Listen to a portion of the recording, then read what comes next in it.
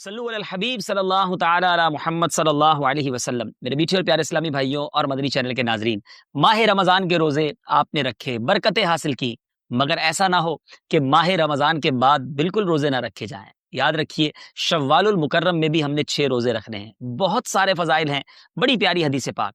नबी पाक सल्लल्लाहु तआला अलैहि वसल्लम का फरमाने आली शान है, जिसने रमज़ान के रोज़े रखे और फिर 6 दिन शव्वाल में रखे तो गुनाहों से ऐसा निकल गया जैसे आज ही माँ के पेट से पैदा हुआ है। सुभान अल्लाह। इस बार हम इंशाअल्लाह माह शव्वाल में 6 रोजे जरूर रखेंगे। अल्लाह ताला से दुआ है हमें नफली रोजों से भी प्यार अता फरमाए। माह रमजान के रोजे रखे, तरावियां पढ़ी, जिन्होंने इबादतें की, उनके लिए तो इनाम के दिन है। सुभान अल्लाह। कितनी शानदार हमारी शरीयत है जिसने हमें ईद के दिनों में खुशी मनाने का भी गोया हुक्म दिया है और इसे सुन्नत करार दिया गया है कि मुसलमान खुशी मनाएं, मुआनका करें, मुसाफहा करें, मुस्कुराकर मुलाकातें करें। सुभान अल्लाह। मोस्ट फ्लेक्सिबल रिलीजन अगर दुनिया में कोई है तो यकीनन वो हमारा मजहब इस्लाम है। यानी कितनी शानदार हमारे त्यौहार हैं जिसमें गरीबों का भला भी हो जाता है, दोस्त अहबाब भी एक दूसरे से मिल लेते हैं, रिश्तेदार एक दूसरे से मिलते हैं। तो हमें भी ईद के दिनों में अपने दोस्तों से, रिश्तेदारों से मुलाकात भी करनी है, मगर एक बात याद रहे, हमें गुनाहों से बचना है। माशाल्लाह पिछले ही दिनों आपने रोजे रखे, नमाजें पढ़ी, तरावियां पढ़ी और गुनाहों से बाज रहे। तो देखिए, रमजान ही के लिए तो नमाजी नहीं थे ना हम। हाँ, ईद में आप खाएं पिएं, एंजॉय करें शरीयत के तकाजों के मुताबिक, मगर नमाज कज़ा ना हो, वो रूटीन बाकी रखनी है। हाँ, 5 नमाजें पढ़नी है, ज़हे नसीब मस्जिद में जाकर पढ़ेंगे इंशाअल्लाह। और फिर उसी तरह जिस तरह रमजान में गुनाहों से बचते रहे, इस तरह माह रमजान के बाद भी हमें गुनाहों से बचना है। यहाँ मैं पहले तो अख्तर भाई आपका शुक्रिया भी अदा करूंगा और यहाँ पे हमारे इस्लामी भाइयों से भी एक बात अर्ज करना चाहूंगा। एक्चुअली ऐसा लगता है कि अगर कोई शख्स माह रमजान में जिस तरह गुनाहों से बचकर इबादतों में दिन गुजार रहा था, मस्जिदों में वक्त गुजर रहा था, तिलावत में दिन गुजर रहा था, राइट आफ्टर रमजान जो ये 3 दिन ईद के हैं, अगर ये 3 दिन भी अपने आप को गुनाहों से बचा लेना, क्योंकि ये बड़ा ऐसा लगता है कि शैतान अटैक करता है। यानी आप देखें ना कि 1 महीना वो बन रहा है तो उसको तो बड़ा खराब लग रहा होगा कि यार ये मुसलमानों ने इतनी इबादतें कर ली, इतना अल्लाह के करीब पहुंच गए। तो वो डिस्ट्रैक्ट करता है इन्हीं 3 दिनों में, कोशिश करता है कि इनके पूरे महीने की जो इबादतें हैं उन्हें बर्बाद कर दूं। और इनकी जो नमाज की आदत पड़ी हुई है, जो मस्जिद की आदत पड़ी हुई है, जो जिसको कहते हैं घर में भी एक माहौल बन जाता है, बड़ा शरीफाना सा माहौल होता है, बच्चे भी टोपी पहन रहे हैं, घर वाले भी है, जहाँ नमाज बिछी हुई होती है, इफ्तार की दुआएं, तो ये चेंज करना चाहता है। ये शैतान की जबरदस्त साजिश है। तो यहाँ नाज़रीन एक बात याद रखिएगा, ये 3 दिन बड़े क्रूशल हैं। अगर आप ये 3 दिन निकाल गए ना, जो ईद के 3 दिन छुट्टी के दिन है ना, अगर ये गुनाहों से आप मुब्तला नहीं हुए तो अब फिर लाइफ आ जाएगी रूटीन पर। कोई ऑफिस चला जाएगा, कोई स्कूल चला जाएगा, दिन में काम, रात में जो जो एक मसरूफियात है जिंदगी की शुरू हो जाएंगी। तो वो जो गुनाहों का बड़ा चांस था ना, वो आप सर्वाइव कर जाएंगे। तो यहां मैं नाज़रीन को ये मैसेज दूंगा और हम इस पर बात भी करेंगे इंशाल्लाह कि हमें ये 3 दिन किसी तरीके से ये प्लान कर लेना है कि हमने गुनाह में नहीं गुजारने। बहुत सारे काम है। देखिए, मैं दोबारा अर्ज करता हूँ, खाना पीना, दोस्तों से मिलना, खुशी मनाना, ये इस्लाम में मना नहीं है, बल्कि इसकी अगर अच्छी नीयत है तो सवाब है। अगर हम किसी की दावत करते हैं तो खाना खिलाना तो सवाब है। आप किसी की मेहमान नवाजी करते हैं, वो सवाब है। लेकिन बाउंड्री है हम सबकी, हम गुनाह के साथ खुशी क्यों मनाते हैं? ये एक बड़ा मामला है। मैं चाहूंगा हम डिस्कस करते हैं इस पर। आसान भाई, पहले आपसे शुरू करते हैं। ये वाकई एक बड़ा मसला हो गया है मुसलमानों में कि जब भी खुशी मनानी है, whenever we try to celebrate something, जनाब उसमें अल्लाह को नाराज करना है। ये एक ऐसा शैतान का वार है जो लोग शायद समझ नहीं पा रहे। क्या फरमाएंगे आप इस बारे में? भाई साहब, ये जो आपने अभी पॉइंट आउट किया है, इसमें मैं ये समझता हूँ कि जैसे हदीस पाक में भी आता है कि जब रमज़ान आते हैं तो शैतान को कैद कर लिया जाता है। तो क्या इसकी एक वजह ये नहीं है कि जैसे ही रमज़ान ख़त्म होता है वो शैतान जो आज़ाद होता है और जो उसने अपने बदले लेता है हम लोगों से, ऐसा ही है। कि जिस तरह से हमें गुमराह करने की कोशिश करता है, नेकी के रास्ते से हटाने की कोशिश करता है, तो ये इसकी एक वजह आप नहीं समझते कि ये चीज़ ऐसा है? ही देखिए, यही तो मुझे मैं समझाना चाह रहा हूँ ना, और ये हम सब ने समझना है कि शैतान जला भुना बैठा हुआ है कि 1 महीना ये बंदे अल्लाह के करीब चले गए, अब 3 दिन में इनका जो है ना सारा किया कराया जो है ना उसमें पानी फेरना है। अब अक्लमंद कौन है कि शैतान की इस वार को समझ ले और 3 दिन के लिए अपने आप को बचा ले, क्योंकि 3 दिन के बाद वो प्रेशर नहीं रहता बुराइयों का जो इन 3 दिनों में होता है। कई लोग ईद की नमाज के बाद नमाज नहीं पढ़ते। आप पहले ही ब्रेक कर दिया ना, उसने आपकी नमाज को सिलसिले को ब्रेक कर दिया जो कंटिन्यू था पूरा महीना। अच्छा, अब मादअल्लाह फिल्में, ड्रामे, गाने, बाजे, बेपर्दगी, बेहयाई, घूमने फिरने जा रहे हैं तो जनाब ऐसी जगह जा रहे हैं जहाँ जो मिंगलिंग हो रही है और जिसमें बेपर्दगी हो रही है, जो पूरा रमजान हमने नहीं की। तो ये समझना होगा मुझे और आपको। तो अब यहाँ एक छोटा सा जिसको कहते हैं चुपता हुआ मैसेज है कि वो लोग जब ईद का चांद नजर आता है और मस्जिद से दूर हो जाते हैं, नमाजों से दूर हो जाते हैं, गुनाहों की तरफ चले जाते हैं, क्या गैर दानिस्ता तौर पर हम ये पैगाम तो नहीं दे रहे कि शैतान जब तक तू बंद था हम अल्लाह के बंदे थे, हम उसकी इबादत कर रहे थे, अब तू आजाद हो गया, अब हम तेरी बात मानेंगे। ये कितना रॉन्ग मैसेज है।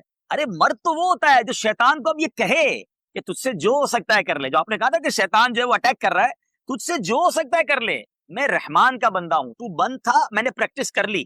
हाँ याद रहे, नेट प्रैक्टिस होती है, फिर उसके बाद फाइनल मुकाबला होता है। ये पूरा महीना प्रैक्टिस की हमने मुकाबले की, और पहली बॉल पे आउट हो गए, पहले ही दिन बोल्ड हो गए कि अभी तो चांद ही नजर आया है और लोग मस्जिदों से दूर चले गए। तो आप सोचे कि ये कैसी प्रैक्टिस थी, ये कैसी तैयारी थी? नहीं नहीं, इस बार तमाम नाजरीन गौर कर लें कि हमने शैतान की बातों में नहीं आना, हमने ईद भी नमाजें पढ़ के गुजारनी है, ईद में भी गुनाहों से बचना है इंशाल्लाह। तो ये इंशाल्लाह सबके लिए मैसेज है। इरफान भाई आपसे बात शुरू करते हैं, ईद कैसे गुजारते हैं वैसे? माशाल्लाह। सबसे पहले तो आपको बहुत बहुत मुबारक माशाल्लाह कि आपने इतना अच्छा प्रोग्राम अरेंज किया है। जी। ईद का तो ये होता है कि सारा साल एक इंतजार होता है। अच्छा। ईद का एक खुशी का दिन होता है। खास तौर पर छोटे बच्चे होते हैं, वो ईद की नमाज की तैयारी करते हैं और उनको बहुत खुशी होती है माशाल्लाह। कि ईद की नमाज जाहिर सी बात है साल में एक बार ही होती दो है। बार आती है बकरा ईद को दूसरी हाँ, तो साल के बाद जो आती है, तो इस वजह से बच्चों में भी वो खुशी होती है। अच्छा, दूसरा ये मैं कहूँगा कि ईद एक इतना खुशी का दिन है कि जितनी भी किसी से गिले शिकवे हों, इस दिन इंसान एक मुसलमान एक दूसरे से गले वाह वाह मिलकर वाह वाह वाह। सारी गिले शिकवे दूर हो जाते हैं और मोहब्बत भरा पैगाम होता है। सारा दिन इंसान एक दूसरे से, मुसलमान अपने घर मिलते वालों होते से, इससे उससे मिलना जुलना रहता है, जिसकी वजह से दिल से कीना, बुग़्ज़, हसद ये सब निकल जाता है। इस्लाम का ये इतना अच्छा यानी कि मैसेज है। बल्कि ईद की नमाज ही ऐसी है कि नमाज पढ़ते ही फौरन इंसान एक दूसरे से जब गले मिलता है, तो उस वक्त सारी यानी कि चले खुशी का ये पैमाना तो है। इरफान भाई एक और पहलू की तरफ ले गए वैसे नाजरीन। सोचिए कि ये जो कह रहे हैं अगर ऐसा है तो बहुत अच्छी बात है, तो जबरदस्त हो गया ना कि गिले शिकवे दूर हो गए और दिल साफ हो गए। मगर ऐसा होता कम है, गले भी मिल रहे हैं, ईद की मुबारकबाद भी दे रहे हैं और दिल से माफ भी नहीं कर रहे। मजा तो इस बात में जो हमारे इरफान भाई कह रहे हैं ना बिल्कुल। कि बस ईद का दिन आ गया, खुशियों का दिन आ गया, क्या दुश्मनी रखनी, अब क्या दिल में बात रखनी। यार ये भी अल्लाह का बंदा, मैं भी अल्लाह का बंदा, हो गई कोई बात नहीं, दिल बड़ा करें, ईद मुबारक करें। अब ईद मुबारक भी कर रहे हैं और दिल भी भरा हुआ है, तो सुभान अल्लाह, बड़ा अच्छा इनकी, मैं तो समझता हूँ हमें पॉइंट मिला है कि आज सारे भाई ये नियत कर लें, खुशी का मौका है ना, माफ कर, हाँ दिल साफ कर लो यार। मैं समझता हूँ ईद की सबसे बड़ा तोहफा या ईदी अगर किसी को देनी है ना, वाह वाह तो वाह। सबसे बड़ी ईदी ये है कि आप सबको माफ कर दें। माफ कर दे, बस जो हो गया, दिल बड़ा करें रिश्तेदारों। अच्छा ऐसा भी होता है इरफान भाई, और ऐसा हो सकता है अभी भी कोई हमारे व्यूअर सुन रहे हो हमको कि आज ईद का दिन है मगर फला रिश्तेदार को फोन नहीं करना या फला के घर नहीं जाना है। नहीं नहीं, वो तो हमारे साथ उन्होंने ऐसा किया था, वैसा किया। ये कैसी खुशी है कि आप किसी मुसलमान से दूर हैं। ऐसा ना करें, दिल बड़ा करें, सबका भला, सबकी खैर, कोई बात नहीं, माफ कर दें, तोहफा भिजवा दें या उनके घर चले जाएं, उनको भी कहें आज ईद का दिन है, हमें माफ कर दें। अल्लाह करे कि ये खुशियों के साथ हम ईद मनाएं। अच्छा, मैं एक और बात भी आपके तवज्जुह से शेयर करना चाह रहा हूँ। जो माफ़ी का मामला है ना, इंसान अपने दिमाग में, ज़हन में, दिल में जो चीज़ें भर कर रखता है दूसरे के बारे में हसद करके या दूसरी चीज़ें, वो अपने ऊपर ही डिप्रेशन का शिकार हो जाता है, बिल्कुल सही, बीमारी हो जाता है वो। बिल्कुल सही कहा। तो बेहतर ये है कि अपने आप को, उसकी सबसे बेहतरीन दवा यही है कि वो माफ़ कर दे। दिल खाली कर दे, बस साफ कर खत्म दे। कर दे, उसको माफ़ कर दे। इसमें आखिरत के लिए भी उसके लिए अच्छा ही है, और जो दूसरों को माफ़ करता है, अल्लाह पाक उसके उसे भी लिए माफ करता माफ़ है। फरमाता है। अच्छा बड़ी कमाल की बात की इरफान भाई, आपको तो हमें अगले प्रोग्राम में बुलाना पड़ेगा। देखिए ये कई लोगों से कई बातें सीखने को मिलती है ना कि असल फायदा तो हमें है। आसिफ भाई क्या कहेंगे आप? हमने किसी से हसद किया हुआ है ना, एक्चुअली हमने अपने ऊपर ही बोझ लिया हुआ है। उसको तो टेंशन ही नहीं है, नींद आपको नहीं आ रही, सोच उसके बारे में आप रहे हैं, दिल पे बोझ आपके कि यार उसने ऐसे क्यों कहा था, वो अच्छा तरक्की कर रहा है तो प्रॉब्लम है। तो टेंशन तो आपने अपने ऊपर ली हुई है, डिप्रेशन अलग चल रहा है, बीमारी अलग चल रही है। तो भाई अपने आप को भी फ्रेश करो, माफ करो और एंजॉय करो। क्या कहेंगे, ईद का पैगाम क्या देंगे आप? टॉपिक तो जो अगर माफ़ी का चल रहा है, तो भाई की मैंने बात सुनी है कि इससे अच्छा तोहफ़ा कोई हो ही नहीं सकता कि दिल से माफ़ कर दिया जाए, और दिल से माफ़ करना ही बनता है। और आपने भी ये तवज्जो मैं दिलाई है कि आप वाक़ई अगर ऐसा हो जाए ना, तो फिर तो मदीना मदीना हो बड़ा जाएगा, आसान हो जाएगा, बहुत कितनी अच्छा हो जाएगा। माशरे में कितनी खुशियां आ जाएंगी। अच्छा यहाँ मैं एक और बात भी नाज़रीन आपसे करना चाहूंगा। मैं और आप सब क्या चाहते हैं? अल्लाह हमें माफ करे, हमारे सारे, अच्छा हम कहते हैं क्या अल्लाह के बारे में, या अल्लाह मेरे सगीरा भी गुनाह माफ कर, मेरे कबीरा भी माफ, मेरी हर गलती माफ कर दे। अच्छा है बड़ी लॉजिकली बात, थोड़ी गहरी है, समझ सुनिएगा। मैं रब से ये चाह रहा हूँ कि ए अल्लाह तू मेरी हर गलती माफ कर दे। सवाल ये, तुमने दूसरों की गलतियां माफ की हैं, हम किसी की गलतियां ना माफ करें, अल्लाह मेरी गलतियां माफ कर दे। भाई पहले आप बंदों को तो माफ करें ना, और फिर अल्लाह से अर्ज करें कि मौला मैंने बंदा होकर तेरे बंदों को माफ कर। ए अल्लाह तू तो करीम है ना, तू तो रहीम है, तू आज ईद की खुशियों में मुझे भी माफ कर दे। आप बिलीव करें, आप दिल बड़ा कर लें, बहुत अच्छा हो जाएगा। आसिफ भाई वैसे नॉर्मल ईद कैसे गुजरती है? ईद वाले दिन क्या क्या करते हैं, कुछ बताएं ना हमारे नाज़रीन। सर नॉर्मली बस ईद की जो तैयारियां होती हैं, उमूमन असल में ईद तो बच्चों की ईद वाह, होती है, और बच्चियां माशाल्लाह मेरे घर में तो बच्चियां अरे ज़्यादा वाह हैं। माशाल्लाह, तो माशाल्लाह जो उनकी तैयारियां, रात से कपड़ों ही की तैयारियां शुरू हो रात रही से ही होती, हाँ। तैयारियां होती हैं। मैंने एक ज़हन अपने बच्चों को ये देने की कोशिश की है, जो हमें अपने बड़ों से सीखने को मिला है कि मैं अपने हर पिछले कोई 20 एक साल से कंटिन्यू मैंने इस प्रैक्टिस को रखा हुआ है कि अपने छोटे बच्चे से लेके, मेरे माशाल्लाह 7 बच्चे हैं, तो छोटे से लेके बड़े तक को मैं कोशिश करता हूँ कि ईद वाले दिन इकट्ठे सबको लेके जाऊँ और वो मेरा जो टूर होता है, सुबह 9 बजे निकलता हूँ और शाम को 4 या 5 बजे मैं वापस अच्छा, आता हूँ। ये कहाँ जाते हैं भाई टूर पे? जी, अच्छा, मेरा मानना है कि मैं अपने बच्चों को जो है, वो मेरी फूफियों से मिलवाऊँ, अच्छा, अपनी खालाओं से क्या मिलवाऊँ। सबके घर जाते हैं? मैं सबके घर जाता अच्छा, हूँ। मैं अपने ईद वाले दिन तो लोग सो के गुजारते हैं। नहीं, नहीं, वो एक टाइमिंग सबके से एडजस्ट किए हुए मैंने कि सबको पता होता है कि आसिफ ने आना है। तो नानी हयात थी, अभी पिछले दिनों उनका इंतकाल हुआ है, पिछले महीने। पहले सबसे पहले नानी के पास जाना, फिर मामू मुलाकात होती है और हम लोग तो अब दावतों में भी नहीं जा पा रहे। तो मैंने फिर अपने भाई से कहा कि यार अब्बू भी चले गए, अम्मी भी चली गई, तो हमें एटलीस्ट ददियाल और ननियाल के जो रिश्तेदार हैं, उनको साल में 1-2 बार घर पे दावत पर बुलाकर हमारे कज़िन्स हमसे मिलें, हम उनसे बातचीत करें। अच्छा, नेकी की दावत भी हो जाएगी और सिला रहमी वाला मामला भी है। तो उसको मैंने अल्हम्दुलिल्लाह वहाँ से लिया, पिक किया। वैसे तो मुलाकात हो जाती थी, लेकिन एक स्पेशली एक गेट टुगेदर 1-2 घंटे का बातचीत हो रही है, गुफ्तगू हो रही है, एक-दूसरे के हाल-अहवाल हो रहे हैं और हम अल्हम्दुलिल्लाह नेकी की दावत भी उसको दे सकते हैं। तो बड़ा कमाल का चलें हमें चीज़ मिली कि रिश्तेदारों से मिलकर ईद गुजारें और इससे दिलजोई होती है। हाँ, ये ज़रूर है नाज़रीन, यहाँ एक बात मैं कह दूँ कि जो शरीयत के तकाज़े हैं रिश्तेदारों से मिलने में, जहाँ-जहाँ पर्दे का मामला है, उसको ज़रूर आप मलूज़ खातिर रखें कि यार सारे रिश्तेदार हैं, कोई बात नहीं, मिलकर बैठे हैं, मिलकर खा रहे हैं, वो बैरियर रहेगा। उसके अलावा बाकी आप शरीयत के तकाज़ों के मुताबिक ज़रूर मिलें और ये सिला रहमी की तो बात ही ज़बरदस्त है। कुछ कहना चाहेंगे इरफान भाई? जी, मैं ये अर्ज़ करना चाहूँगा कि माशाल्लाह ईद के हवाले से ये प्रोग्राम रखा गया है। अमीर अहले सुन्नत दामत बरकातुहुल आलिया बड़ा प्यारा ज़हन देते हैं, जैसा कि अभी मौज़ू भी चला था कि ईद वाले दिन जो है हमें गुनाहों से बचना है और नेकियों में गुज़ारना है। अल्हम्दुलिल्लाह अमीर अहले सुन्नत दामत बरकातुहुल आलिया ने मदनी काफ़िले का ज़हन दिया है। ये बात मेरी रह गई थी और ये बहुत ज़बरदस्त ये अच्छा अब उसका जवाब मिल गया लोगों को। कुछ लोग मुझे कहते थे यार पूरा महीना एतिकाफ़ किया है, ये 3 दिन ईद वाले तो घर पे गुज़ारने दें। कहते 3 दिन मदनी काफ़िले में जाओ और ईद के मदनी काफ़िलों पर एम्फसाइज़ है दावत इस्लामी में। तो कुछ लोग कहते थे यार ईद के दिन तो काफ़िले में ना भेजें किसी को। ये अमीर अहले सुन्नत है ना, ये कमाल के माहिर नफ्सियात है। इनको इतनी बारीकियाँ पता है कि ये 3 दिन अगर ये बंदा गुनाह से बच गया ना, ये यानी दूसरे लफ्ज़ों में सोचे कि सैलाब आएगा। हमें पता है गुनाहों का सैलाब आएगा। अब आप सैलाब के रास्ते से हट गए, मस्जिद में जाके बैठ गए 3 दिन। 3 दिन के बाद आप आए तो सैलाब गुजर गया। अब सब लोग रूटीन पे, कोई कारोबार पे चला गया, कोई नौकरी पे चला गया, कोई स्कूल कॉलेज, सब लोग लाइफ़स्टाइल नॉर्मल हो गया। तो वो सैलाब से अगर बचना है, अगर तो घर में हैं, तो इबादत का सिलसिला जारी रखें और सबसे बेस्ट तरीका जो हमारे इरफान भाई ने याद दिलाया, इसलिए शायद बहुत सौ को आज जवाब मिल जाएगा कि दावत इस्लामी में क्यों ये नारा लगाया जाता है कि ईद के 3 दिन मदनी काफ़िले में गुजारें। क्योंकि वो जानते हैं कि यही वो 3 दिन है जिसमें शैतान अपना जिसको कहते हैं ना पूरा ज़ोर लगा देता है। चलें नाज़रीन, हमारी तरफ से भी दावत कबूल कर लें। अगर आज ईद का पहला दिन है, तो अगले 3 दिन के लिए आप मदनी काफ़िले की नियत कर लें, तो इंशाअल्लाह ये ईद की एक और खुशी का जो है वो अंदाज़ हो जाएगा। सुभान अल्लाह। माशाल्लाह कई आशिकाना रसूल 1 माह का एतिकाफ़ भी करते हैं और अमीर चाँद अहले रात सुन्नत से। और फिर चाँद रात से मदनी काफ़िले में मदनी सफ़र भी काफ़िले में करते सफ़र हैं। करते हैं। क्या बात है माशाअल्लाह। हम अहमद भाई से बात करते हैं। अहमद भाई माशाअल्लाह आप कैसे वैसे नॉर्मल ईद मनाते हैं? सबसे पहले तो एक दिन ये चाँद रात से ही जो है ना बच्चे जो भी होते हैं ना बहुत एक्साइटेड होते हैं। हाँ, एक्साइटेड होते हैं हाँ। और कपड़े पहले से ही जो है ना वो निकाल के रखते हैं अपने। कहते हैं सुबह ये पहनना है और आप जैसे ही ईद की नमाज़ पढ़ के आएँगे, तो हम फिर अपनी फैमिली से मिलने के लिए जाएँगे। लेकिन ईद की नमाज़ पढ़ने के बाद मैं ऐसा सोचता हूँ कि पहले हमें कब्रिस्तान जाना चाहिए। वाह, वाह! जो हमारे साथ नहीं हैं, उनसे पहले मुलाकात करें, उनको वहाँ पहले अपना सलाम पेश कीजिए और फिर उसके बाद अपने जो बड़ा बड़ा प्यारा काम है और ये अच्छा काम है। ईद वाले दिन कब्रिस्तान जाना और बड़ा जिसको कहते हैं ना कि हार्ट टचिंग जुमला कहा है कि वो जो हमारे साथ नहीं है, ईद के दिन उनसे मिलने जाएँ।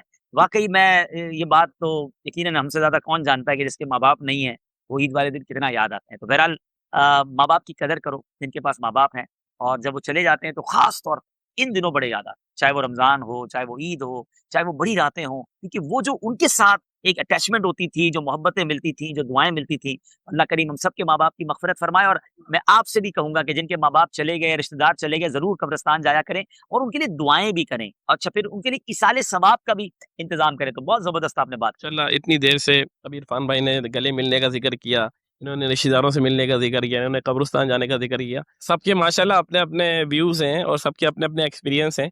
मैं आपसे एक सवाल ये पूछना चाहूँगा कि आप अलैहिस्सलातु वस्सलाम जो है ना उनकी आदत करीमा क्या थी? ईद आप अलैहिस्सलातु वस्सलाम किस तरह गुज़ारते थे? सुभान अल्लाह, सुभान अल्लाह। नबी पाक की बहुत सारी सुन्नतें और प्यारे आका के तरीके किताबों में लिखे। जैसे ईद उल फितर है तो उसमें ये है कि कुछ खाकर या मीठा खाकर ईद के लिए जाएँ, फिर तकबीर आहिस्ता आवाज में पढ़नी है, जब बड़ी ईद को जाते हैं तो बड़ी आवाज में तकबीर पढ़नी है। फिर नबी पाक का भी अंदाज था कि ईद के लिए जाते हुए एक रास्ते से जाते, वापसी दूसरे रास्ते से तशरीफ लाते, ताकि दुनिया को पता चले, वहां के लोगों को पता चले कि मुसलमान कितनी बड़ी तादाद में है।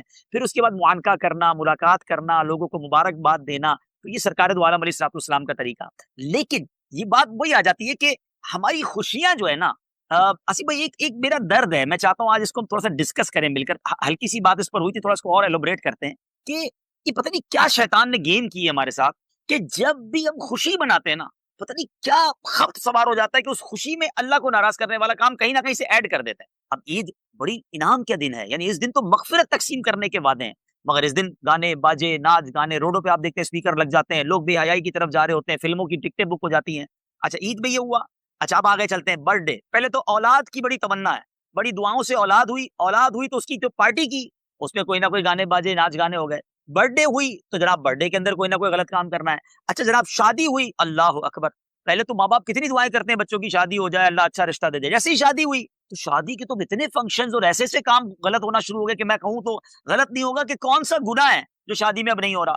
फिर आगे चले, नया घर अल्लाह ने दिया ना, नेमत मिली, उस नए घर में दोस्तों को बुलाना है तो कोई ऐसा काम करना है जिसमें रब नाराज हो जाए। नया बिजनेस शुरू किया, कोई इनॉग्रेशन है, चाहे आपके जनाब प्रोजेक्ट की इनॉग्रेशन है, कोई आपकी दुकान की इनॉग्रेशन है, इफ्तिताह है, तो उसमें भी बाज़ औक़ात ऐसे काम हो रहे होते हैं जो नहीं होने चाहिए। ये कहां से शैतान ने गेम किया है कि अकल क्या कहती है कि जब जो मुझे देने वाला है उसका मैं थैंक्स कहूंगा, उसका शुक्रिया अदा करूंगा, ना कि उसको नाराज करूंगा। तो हम इतने अजीब एक दोराए पे आके खड़े हो गए हैं कि खुशी और गुनाह ये साथ मिला लिया है हमने। आज अगर एक मैसेज ले लेना नाज़रीन, मैं समझता हूं मेरा ये प्रोग्राम कबूल हो जाएगा, प्रोग्राम वसूल हो जाएगा, कि आज एक मैसेज ले लें कि वो कैसी खुशी है कि मैं तो खुश हो रहा हूं, मेरी फैमिली खुश हो रही है, मेरे दोस्त खुश हो रहे हैं और मेरा रब नाराज हो रहा है। मुझे खुशी देने वाला नाराज हो रहा है, बाकी हम एंजॉय कर रहे हैं। ये कैसी खुशी है? मुझे इसका जवाब दे दें। एक नियत कर लो, आज मैं खुशी आइंदा ऐसे मनाऊंगा कि मैं भी खुश, मेरे बच्चे भी खुश और मेरा रब भी राजी। Simple is that. और इस फॉर्मूले में रॉन्ग कुछ नहीं है। अच्छा, जब अल्लाह को राजी करके खुशी बनाएंगे ना, शुक्र करके मनाएंगे,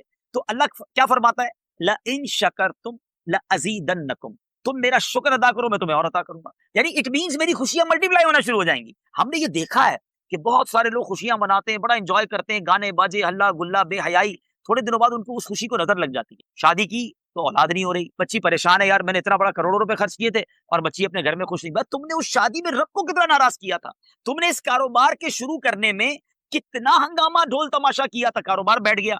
अगर इसी कारोबार में तुम अल्लाह का शुक्र अदा करते हैं, जिक्र अस्कार करते, अल्लाह रसूल की बातें करते, कुरान खानी करते, गरीबों की मदद कर देते इतने पैसों में।